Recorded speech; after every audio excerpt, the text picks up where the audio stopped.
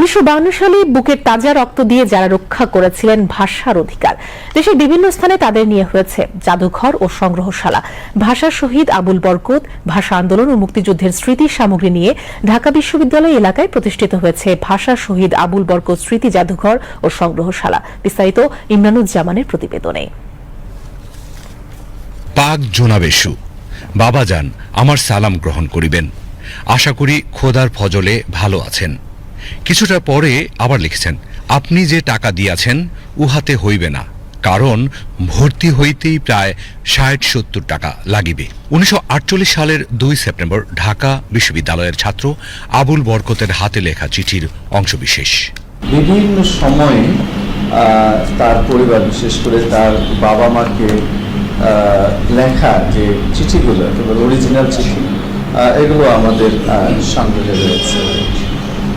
বেশ কয়েকটি চিঠি ছাড়াও জাদুঘরে রক্ষিত আছে ভাষা শহীদ আবুল বরকতের ব্যবহৃত ঘড়ি, ২১ পদকের মেডেল।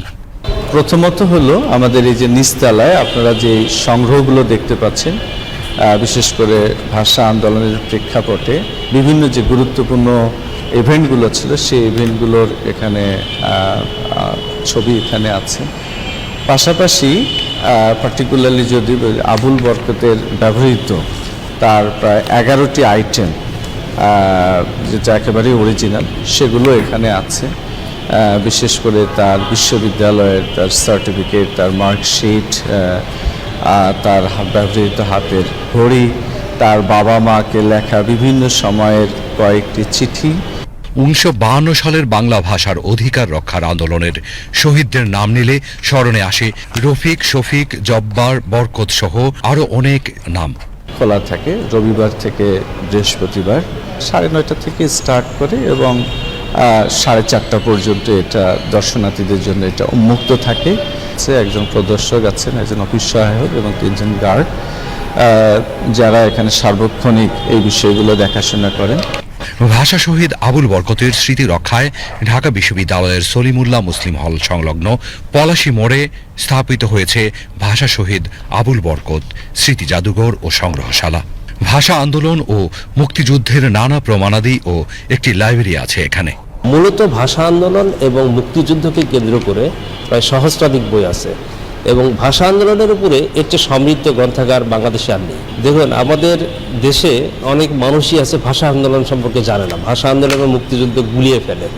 তো এখানে যখন আসে, বিশেষ করে শিক্ষার্থীরা, তারা এটা দেখে খুবই সমৃদ্ধ হয়, এবং ইতিহাসটা সম্পর্কে একটা প্রচ্ছন্ন ধারণা এখান থেকে নিয়ে যায়। উপরে লাইব্রেরি আছে, লাইব্রেরিতে গবেষকরা আসেন, এসে দীর্ঘ সময় ধরে গবেষণা কাজে নিজেকে ব্যাপৃত করেন। আবুল বরকতের স্মৃতি সামগ্রী, ভাষা সংগ্রাম ও মুক্তিযুদ্ধের স্মৃতি পরিদর্শনে গবেষক ও নতুন প্রজন্মকে আমাদের ঐতিহাসিক গৌরবের ইতিহাস জানতে ও অনুধাবন করতে সহায়ক হিসেবে কাজ করবে এই জাদুঘর। Imranuzzaman, BTV news.